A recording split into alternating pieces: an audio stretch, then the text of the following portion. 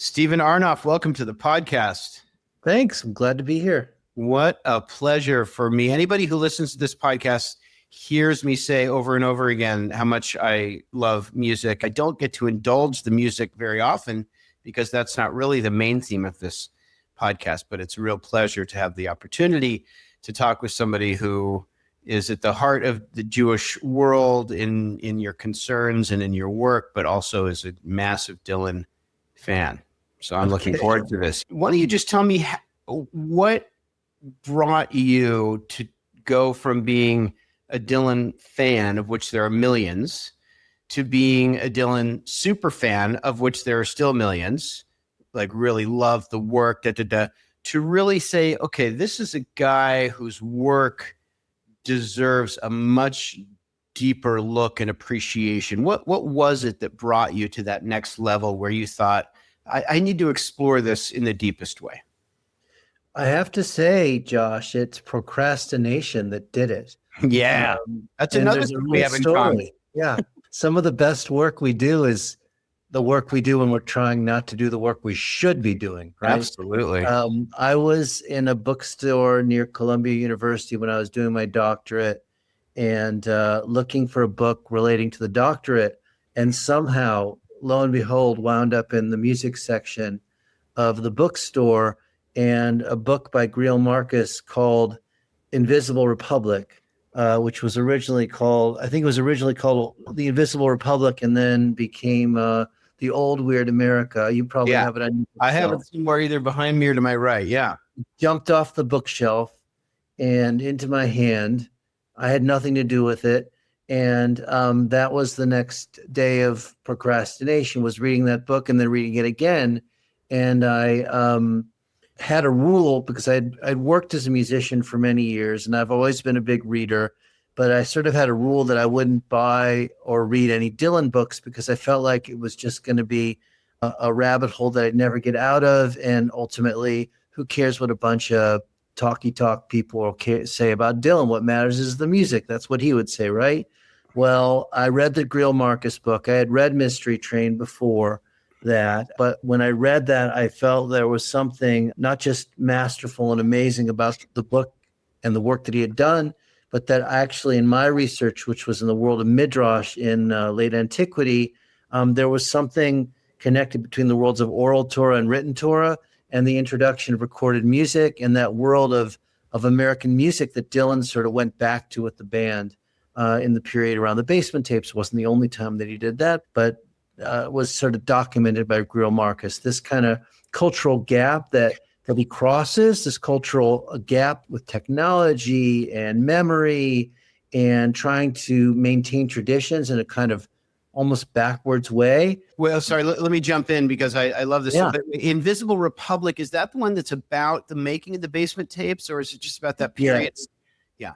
It's about Dylan and the band, and it tells the story of how at the height of the Vietnam War, after Dylan had this mysterious motorcycle crash and been sort of, he and the Beatles and Andy Warhol sort of twirling the world's culture on their fingertips, became a bit of a recluse and started woodshedding, playing music with the members of what would become the band.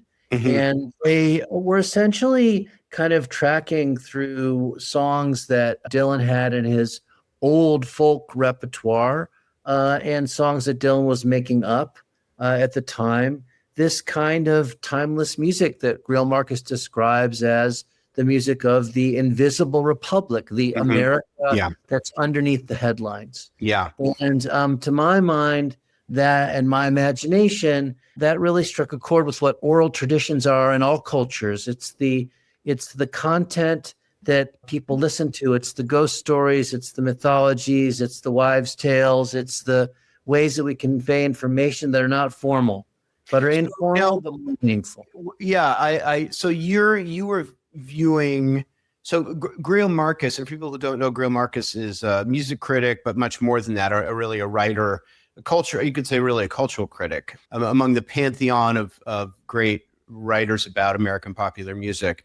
But Marcus opened for you a window that enabled you to see, if I'm understanding you correctly, to see Dylan as a midrashist on the American. Correct.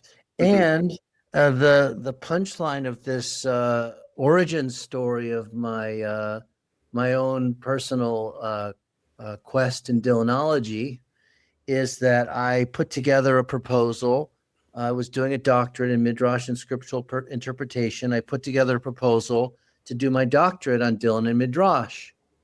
And my advisor, who was a lovely person and very open-minded, he liked the idea, but he said, we got to get one of the big academics out there in the world to sign off on this. You can't just do it because you don't want to create a silly doctorate that no one's going to be interested in.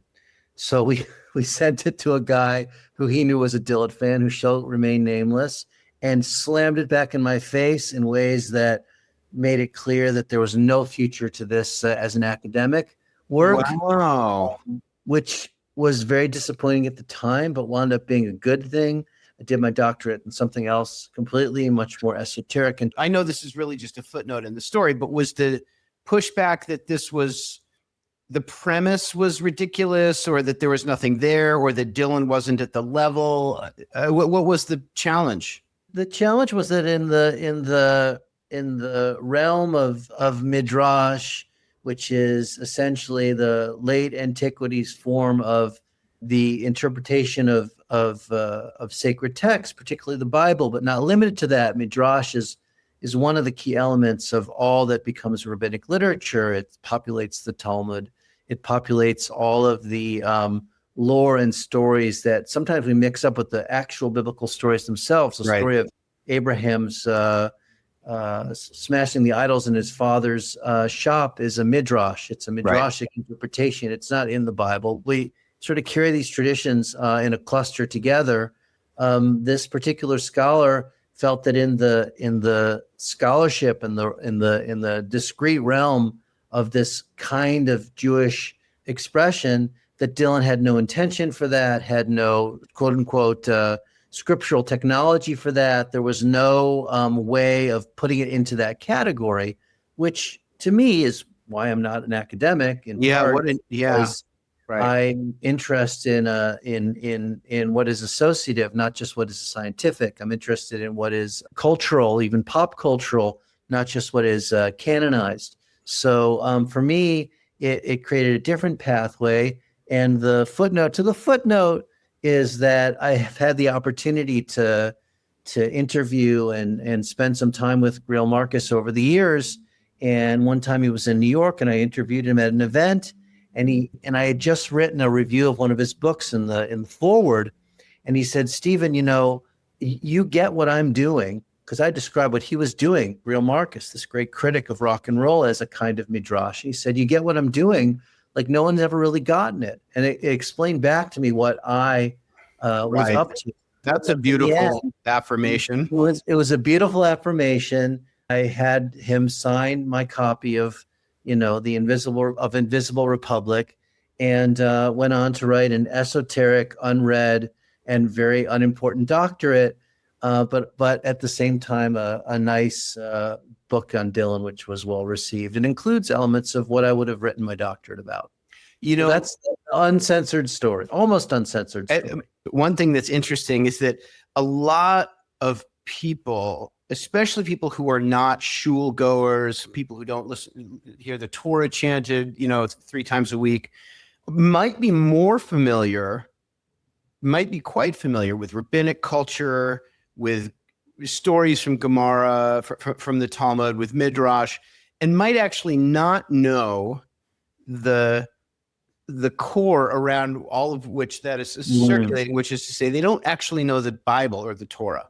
Mm-hmm. What I'm interested in is, you obviously love Dylan, and I want you to tell us in a moment what you see in him. But are you interested in the American Bible that's in our analogy? Are you interested in do you love that old music and the old Weird America, and all of that, music that comes out of the American mountains and the American South? And is that part of what you gravitate towards, or you just love the midrashim on those? Oh, well, that's a great question. I love all of it. I mean, I'm a music obsessive. I am super curious about music. I will go down the rabbit hole of an artist or a genre and stay there for as long as is necessary to, to come out a Yeah. wise or better listener, a better musician. Yeah. So I've actually found that because I was studying Midrash because I was curious about it and really interested in it. That same set of tools I've applied to music. So my scholarship or my scholarly notions or my scholarly tools, I've used on both kinds of content. It's true of how I think about music. It's true about how I think about text. And I've found that while I was worried that reading about Dylan or having a quasi-academic approach to Dylan might spoil the Mhm. excitement or The the joy. mystery of it. It wasn't the case. My professor at the Jewish Theological Seminary would say that some of the rules and structures of academia are certain kinds of crutches that help you through the content, but Yes. it does make it a little harder to dance. Right. So Yeah. Well, it's like that that. there is some, that's great. It makes it harder to dance. I mean, I do think that for some people, the process of learning that the Torah was not written in one moment and then unveiled to Moses on Mount Sinai, and that rather it was composed by authors over time, prevents people, it gives people that same sense of disenchantment. You can't dance with it if you study Mm, it in a certain way. But there's actually a reason that I'm at. First of all, I love old American music. I mean, nothing makes me more, especially in this moment of like mm. what's happening in our country. I love the idea of just going to the deep sources because it makes me very proud to be American. The music that's down there, the Yeah. awesome magnificence that people on this continent have created and taken from other places. I love it. It just sounds too new. And as somebody who loves music, I have anxiety is too strong of a word, but I wonder what happens when each generation gets further from a familiarity with those sources. And not only do they not know the sources, they don't know the musical midrash on those sources. They don't know the next generation. But I do wonder what happens if people lose connection with that original source, and whether there's a dilution of the American cultural character when that happens. Maybe that's inevitable, but I do think about that. The analogy to me is now that my work centers around Jewish culture and I'm not in religious communities who are focused on Torah, Mhm. I celebrate the fact that there are many Jews,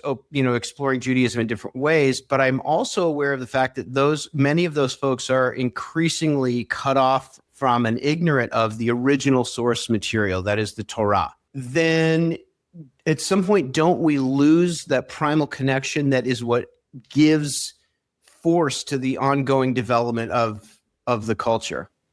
That's a really, really profound question. I'm not sure I can do it justice. Maybe a couple thoughts that relate to what could add up to an answer at some point. First of all, the tradition is an organism which is tremendously strong and resilient. It manifests itself in different ways in different generations. Mhm. Surprising parts of it come back that we Yeah. thought weren't there. It's very Yeah. possible that the emergence of the thing that we call Kabbalah in medieval Spain was actually traceable all the way back to Second Temple, Kabbalistic traditions, mystical traditions that kind of went underground or were Yeah. rediscovered. We just don't know. Yeah. I mean, there are those who probably do know. I'm not an expert in that Yeah. area. Me neither. The first is that the resilience of the tradition is primary. Secondly, the quality and presence of these texts is very high. So if I'm it's sorry. really The what is? I didn't. quality, the Oh, quality and the presence of these biblical texts are both very high. So if I am a Jewish person who gets involved in Tikkun Olam because that's a good way for me to express my Jewish identity, but I'm not interested in text or tradition, I'm interested in the social, cultural, activist element of it, I'm going to hear reference to Bible almost by accident. I'm going to hear that from activists from other traditions. I'm going to hear people citing the Quran or the New Testament or the Old Testament or any other number of texts. And I may, in fact, want to take a check to see what my tradition says about some of these things that are being cited, because it's all in there. It's going to be present for you. It's going to show up. Right. It is attracted to and attracted by the same sets of issues generation after generation. And another piece maybe is that part of the challenge of being in the Jewish tradition is that Jewish tradition has not for quite a long time been a proselytizing tradition. It's not been interested in sales. Interested in sales in the same way that other traditions have been, or is amenable to sales. That's another element. It is, for me, as an educator, I've never been particularly interested in the art of kiruv, which is the art of drawing people closer to tradition. I'm more interested in putting on a very attractive modeling of what Judaism is and can be. So if I talk in an animated way about how exciting it is to dig into these ancient sources and to discover these stories that have animated human history for thousands of years, if I do that with real authenticity, kindness, curiosity, openness, the chances are pretty good that in my micro community, somebody might say, I'd be willing to check that out with you sometime. Not because I'm trying to make them something that they aren't, or that I'm trying to prove something or to show that I've got something special, but rather because my natural interest in this is going to be there. Just as I was naturally interested in learning how to make this amazing new dish that I want to share with my friends. Anything else cultural that becomes super attractive because I'm excited about it. Well, that's great. I mean, I love that. And to be really clear, when I say I have anxiety, the anxiety is directed inward towards the kind of work I'm doing in the world. It's not anything where I'm pointing to other people. I think a little anxiety goes a long way. I'm not an opponent of a little productive, constructive anxiety. I would say you should be a little anxious about it. I'd say if our forefathers and foremothers weren't anxious about it, we probably wouldn't be here. In other words, it is something to worry about in a good way. The same way that I worry that my kids learn to swim or that they drive safely in their car, I should worry about whether or not people who are Jewishly engaged are getting enough of a nourishment from the tradition that makes them feel healthy, that makes them feel grounded. I think, that's the sweet spot. And then maybe we'll move on. That's the sweet spot is there is a sweet spot where you're offering people a deep and informed connection with the sources at the same time as we are saying, make something of it. And that's the power of Dylan's music, is that you're hearing something new, but there is this sense that this comes out of like the fertile ground of America. So, okay. So I don't want to spend the whole time talking about Dylan. Well, I actually do, but we're not going to spend the whole time talking about Dylan. But I do want to ask you, for people who are going to come see you in Portland, just give us a little teaser of maybe something you want to pull out of the book that you think is significant in looking at Dylan in the light that you do. Sure. Well, first of all, the event on November 13th is going to feature myself and one of my favorite musicians, who happens to be a resident of Portlandia, if that's the correct technical term. I don't know. Well, no, the correct term now is war-torn Portland. Yeah. Okay, in war-torn Portland. Point well taken. Alicia Joe Rabins, who actually we first played together in Jerusalem. I think it was probably around 1995 or 1996 that we first did music together. So it's going to be fun to be back with her. I teach and we play and sing. So basically looking at the spiritual wisdom of Bob Dylan which is the theme of the book. The book is called About Man and God and Law, the Spiritual Wisdom of Bob Dylan, available wherever good books are sold, and highlighting themes of the book with 7 or 8, maybe 9, depending on how things go, of the songs that note the points. And the spoiler alert here is that when I got towards the end of writing the book, I struggled with trying to bring it to a conclusion. I wanted to be able to have some form of summing up what I thought this canon was about. And I landed on themes from the song Like a Rolling Stone, which is a song that's kind of hovered at the top of the great songs of rock and roll in the various polls for many decades. It's one of the most played Dylan songs, and certainly seems to be one of the ones that he likes to play the most. What is it about this song that captures the essence? What's the golden rule of Dylan? Sort of thinking, well, there's traditions of prophecy that the prophets narrow it down to one single saying, or that you can say that there's the golden rule: do not do unto others as you would have them do unto you, etc. Whatever the golden rules, I should learn it. How does it feel? Was the golden rule that I came to for Dylan, because I saw that what Dylan represents and what popular music represents at its best is empathy.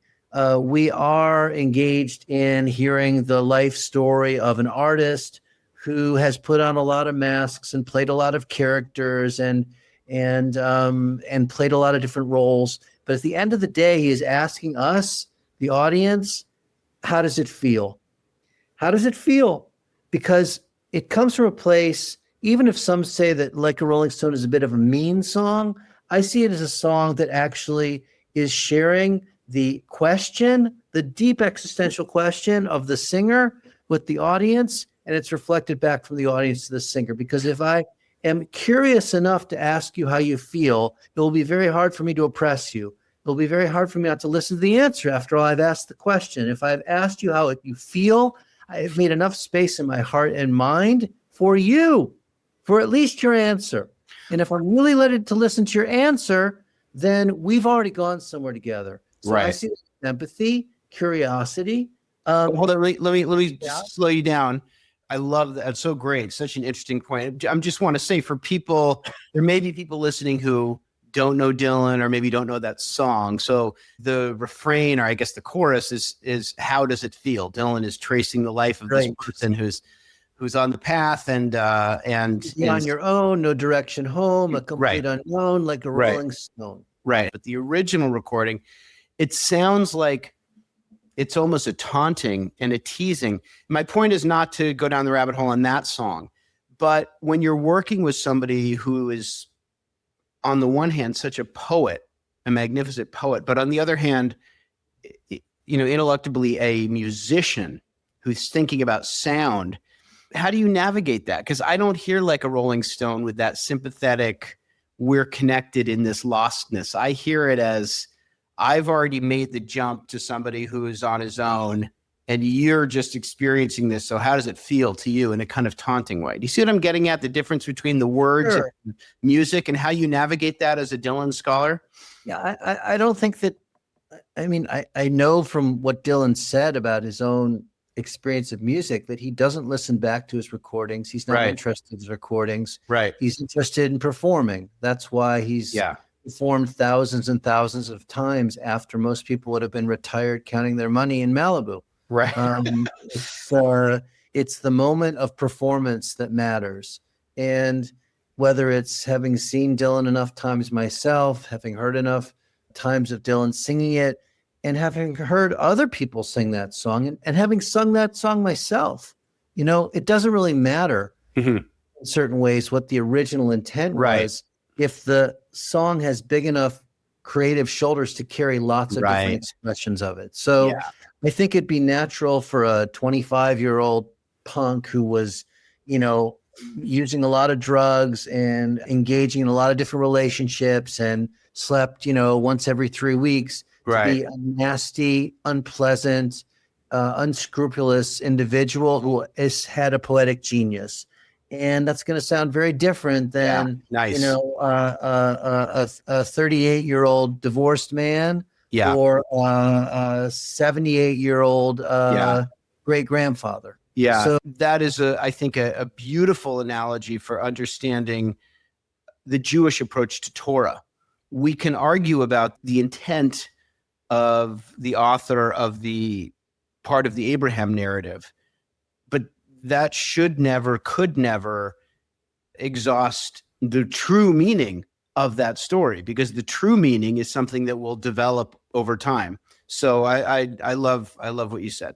it's all in Yeah. bounds. I think we're all still in bounds. Yeah. So you see Dylan as you don't see him as a prophet, but you see him as somebody who has some dimensions of the prophetic tradition resonant with what he says and how he moves through the world as an artist. Is that accurate? I think that it depends on how you define prophecy. If you define prophecy as sort of a fixed number of individuals who received a prophetic notion or a prophetic message and then were able to express it at a particular time, record it, and carry it onward. But I tend not to think that way about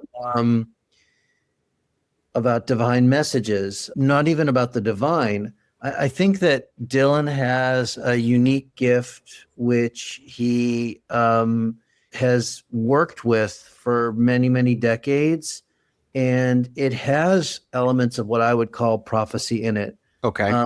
And it has elements of the divine in it. But, I would say the same thing about divinity when I listen to Aretha Franklin. I mean, I've had some moments with Beyonce where I've thought, well, this voice just doesn't, it has to be from somewhere else. Yeah. There's something moving through the artist. Yeah. So that however he's channeling those powers as a writer and a performer, to me, they're in the realm of prophetic in a way, but that, and making it, meaning saying that it's prophetic doesn't make it untouchable. It also doesn't make it, to my mind, it doesn't put it into a category that isn't accessible to a normal person like me. Right. Yeah, for sure. Well, anyway, I also want to recommend to people your podcast. I started the podcast during COVID because I was inspired by a music podcast or two that I had bumped into. One of them was called the Rock and Roll Archaeology, and actually recorded a podcast about Dylan, sort of inspired by that podcast. I wrote those producers, and it turns out they had started something called the Pantheon Podcast Network, which is a podcast network exclusively for podcasts on music. Was up until recently. It's still out there. And so I joined the network, and they promoted the podcast, which was great. And I started the book not long after I started the podcast because of COVID, and because that book had been sitting in my mind for a while, and I knocked it out pretty quickly, and I'm really glad that it did. Yeah, well, it's the podcast is really great, and the book, and they share the same title as well. So I want to recommend Man and God-in-Law, the spiritual wisdom. So I want to really recommend those things to people. So we were talking about Dylan and the band kind of retreating and in Woodstock, and creating beautiful music, but at the heart of the beautiful music that became the Basement Tapes and that gave birth to the band was a little micro community of artists who are really, first and foremost, I think what one is hearing in that music is this is an authentic community. These guys know each other and they've been hanging out. And one of the things that you have done is you've fostered and cultivated and nourished artistic communities. So tell us a little bit about your work in that area. Yeah, that's a very elegant segue, I would say. Very, very elegant segue, because I thought a lot about the band in my life, the good, the bad, and the ugly. The band, 4 Canadians and an Arkansanian who were together for quite a few years as kind of a roadhouse touring band. of ruffians before they came to encounter Dylan, and then were Dylan's touring band in different configurations for a while. And then they did team up in Woodstock. There's an incredible book that was part of the 33 and a third rock book series, these little chapbook novellas. Oh, cool. And there's one fictional account of that time in Woodstock. Yeah. Actually written from the perspective of one of the drug dealers of the band. That's so great.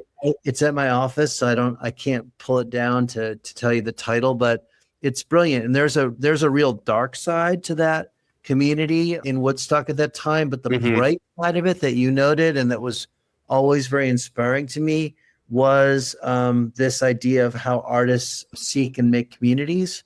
I've felt for a long time as a professional, and having worked in the field of arts and culture in the Jewish realm for, I guess, 25 years or so, artists are always part of a scene. There's a neighborhood quality, a community quality to where art happens. Most of the great bands live together at some point, right. Whether it's, Keith Richards, Mick Jagger, and various members of the Rolling Stones living in squalor, or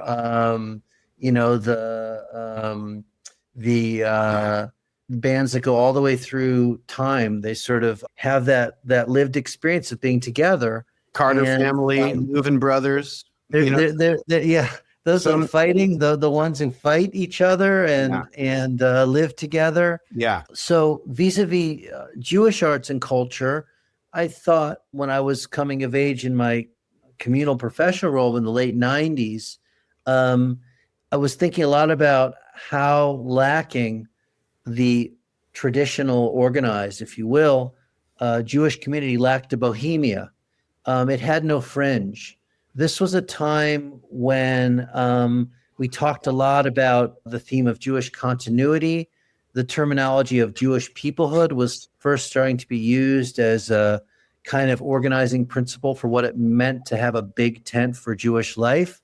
So what era is this? Late 90s, early 2000s. So you're saying the broader communal discussion among anxious Jewish leaders was, Jewish peoplehood, that people were struggling to find a way to describe a singular organizing principle for Jewish life, for Jewish people. And this term Jewish peoplehood became the term. I think Yossi Abramowitz was the person who kind of came up with it. And then it was adapted by many parties, and it's a common term now, so much so that there's even a department, I think, at the University of Haifa that as a Jewish peoplehood department. I did not realize that term had such a recent vintage. I assumed that came Sinai. That's fascinating. It may have been a movable form of Sinai, but as I recall, that's when it came to place. And I remember when Yossi trademarked the word and had a website, Jewish Wow, that's so interesting. .com. And he's gone on to do great things in the world of the environment, and is a real leader in empowering solar power in Africa, based where he is in Jerusalem, just up the street from me, in fact. Oh, far out. All of the great communities of artists and writers had a bohemia. There was Paris in the 20s. There was the East Village in the 1670s. Drug problems and alcohol problems in both places, but a bohemia nonetheless. The whole concept of artists who were able to live relatively cheaply and create, it's just a basic necessity. In Maslow's hierarchy of needs, I think is it food, shelter, and sleep. Artists don't sleep much, but they need food and shelter in order to work. You can't get to inspiration and prophecy if you don't have a neighborhood and a community that takes care of itself in a certain way. So I made it my business to try to shape what it would mean to have a kind of Jewish bohemia. We were unable to buy up neighborhoods that were potentially on the cusp of gentrification and keep them fluid and keep them from being fully gentrified so that people of less means couldn't live there anymore. But what we could do is to bring resources to artists so that they would have more capacity to make work and to create spaces for them to explore their work together. So that started at the McCourt Artist Networks of the 92nd Street Y. Was located in a brownstone on the Upper West Side, West 67th Street. And we created a network of artists. About 200 artists came through our program over 3 years. The next stage was LABA, which is still a laboratory for Jewish culture based at the 14th Street Y, where I was the executive director. LABA opened up branches in the Bay Area, Berlin, Buenos Aires, Istanbul, Tel Aviv, and elsewhere, and has remained this thriving hub for artists to find the space to do something that's a little bit like art school, because there's generous critique, a little bit like art school in the sense that there's spaces for rehearsal, studio spaces. It was made available, some funding, a place to do performances, gallery exhibitions, what have you. And above all else, to be valued as a little pocket of Bohemia that was producing content that would inspire the greater community. So really honor artists and honor the dignity of being an artist and the honor the dignity of the artistic process, to give it the time and space so that it could naturally, organically grow. And then, because I was involved in senior leadership roles in the Jewish community since that time in the early 2000s, I've been able to manage large organizations that preserve those pockets of Bohemia, those pockets of creativity for the artists. And that's something that we continue to do here in Jerusalem with a program called Zamru, which is a program for Israeli artists and ritual makers. It spans the country. There's 60 musicians who have participated in the program, similar concept. We give them resources, space, and they develop content that is on the leading edge of new ways of doing Jewish ritual in Israel. To me, the secret of Jewish life is it's a community of communities. It is a micro community with a macro point of view. There's this idea of a shared sense of the divine, the mitzvot, birth and life rituals, Israel. What are the elements that are macro for Jewish communities over thousands of years? But in the micro, there's going to have to be the basic services and needs that any community has to have in order to function, and that's going to require real live people, real live experts in every single community in order to be able to make that community live up to its macro values.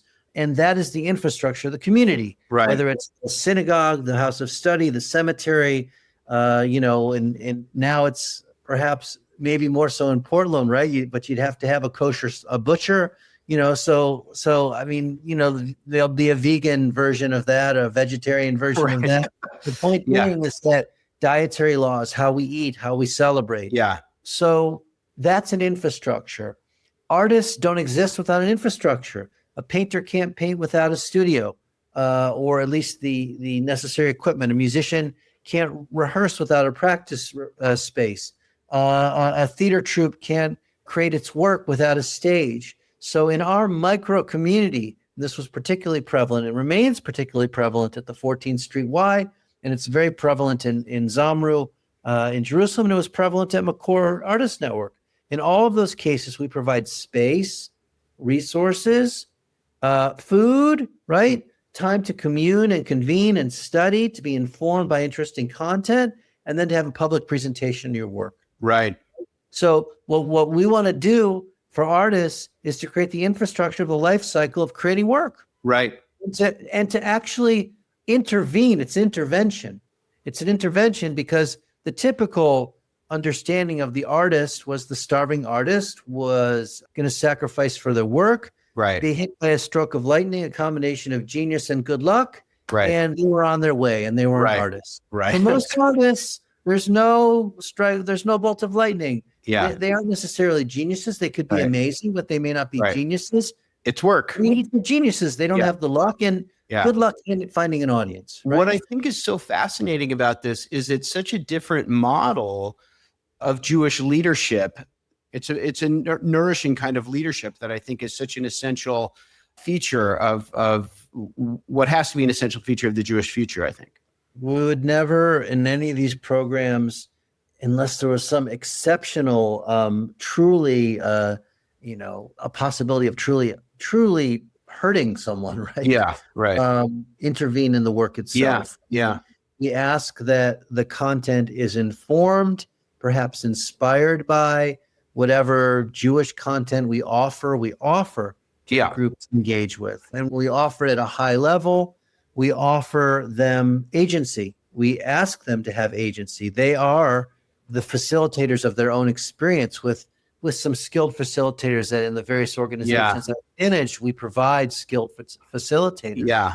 But, in terms of like what has been the model in previous generations, in a different way, if you close your eyes a little bit or squint at this concept that I'm describing, you could see Chabad in it, right? Sure. What makes Chabad so successful is that it is a do-it-yourself industry of messengers, shluchim, who go out and set up shop and say, well, I don't agree with elements of the Chabad ideology. Sure.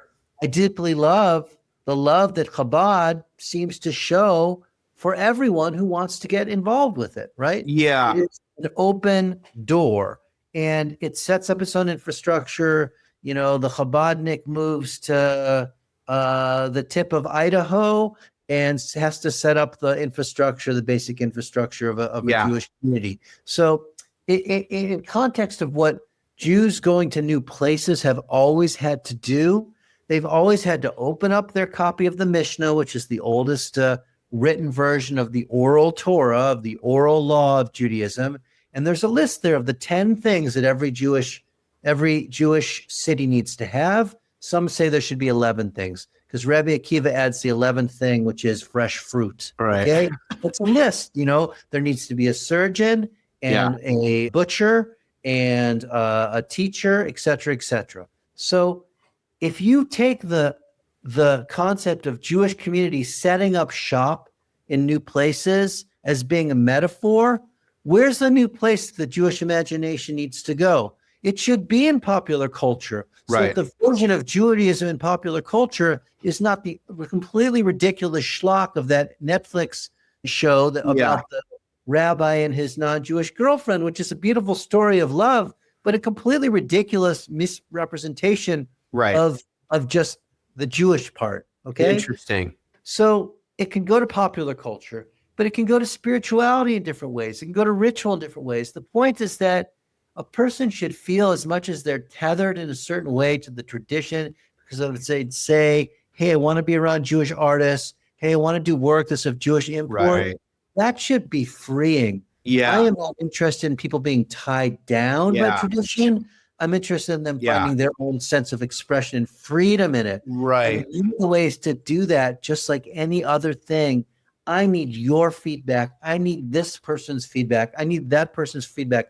A community gives me the 360 degrees of support, diversity, challenge. Right. Someone's sick, let's help them. Someone's stuck, let's see how we can be of use. You are just asking someone, hey, not to give me a harsh critique, but a generous critique. All those things build up an artist's possibility for doing the work.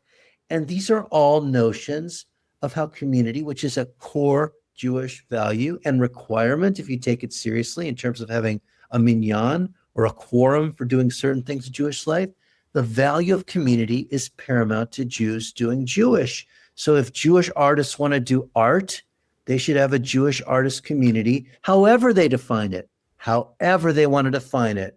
Jewish adjacent, Jewish. Yeah. And so that's why, if I'm understanding you correctly, the reason you brought us back to popular culture, the reason you mentioned popular culture in that context is because you're saying we create the foundation of community and we're offering artists what they need, including Jewishly, how they engage with the world is up to them. They need to engage with the world. If the world they're living in involves popular culture that doesn't come out of Jewishness, that's great. That's fine. That's the work they need to do. Is that why you mentioned popular culture? Because it's this like openness of the model? I think that there's ways that we express what's important to us through culture that matter to the person who's expressing it, but also the person who's getting expressed to. So this is the conversation that popular culture is a conversation. It's a town square. The closest thing we have to a town square now is our social media and the popular culture. We don't really have the same kind of tight controls on where we find culture, where we get it. There's sure, I love it. Endless expressions of it. And I also think that there's another element to this, which I think is noted. And, to my understanding, what I know about the history of CoLab and Art Lab is that in these times, there's an element of safe space for being Jewish and creative. People have to express themselves however they express themselves. But at the end of the day, it is the obligation of the broader Jewish community to create safe spaces for people to come together. Yeah. For this, that includes artists. Yeah. So an artist should also be able to be safe to express their discomfort or anger about Judaism, about Israel, about whatever else is on their mind, and also their love for Israel or their love for Judaism. And that is a safe space for Jewish artists to come together. God willing, it becomes a safe space for those Jewish artists who have had a safe space, just like when you come from a safe space family, you feel more comfortable going to school.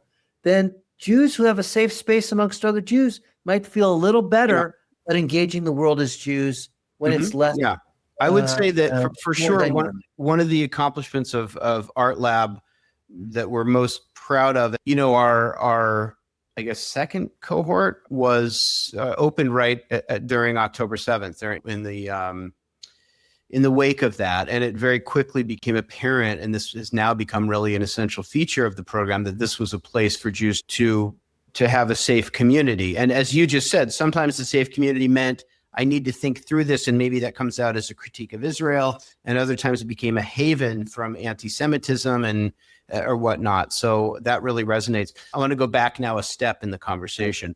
I wonder, is there something to be learned by synagogues and mainstream institutions from the kind of community nourishing work that we've just been talking about that has that kind of that different approach to leadership? In terms of what synagogues can learn from other notions of doing Jewish and Jewish culture and engagement, the conversation should really be one that goes both ways. But to put all of the impetus of Jewish engagement and community on Shabbat is not a winning plan. Right. One of the things that we decided to do from the very first with Zamru in Jerusalem was that the Wednesday nights were going to be our night day, right? Not Shabbat. Why? Because on Wednesday night, we can get ultra-Orthodox Jews, we can get secular Jews, we can get religious Jews, we can get the random non-Jewish person who's walking by, the person who's staying at the guest house next door, and no one has to have a high bar to entry. You don't have to have the discomfort of not knowing what's happening in the ritual. You don't have to have the challenge of deciding whether you're comfortable or not hearing a musical instrument. We wanted to create as low bar to entry as possible and as little charged by religious baggage as possible. So what we've done is we've created a community of Jewish ritual every Wednesday night. Sometimes there's 45 people, sometimes there's 150 people, and it is the most diverse group of Jews you've ever seen in your life. Right, interesting. We did the Slichot prayers prior to Rosh Hashanah outside of the Zion Gate in Jerusalem this year. And there more than 400 or 500 people came.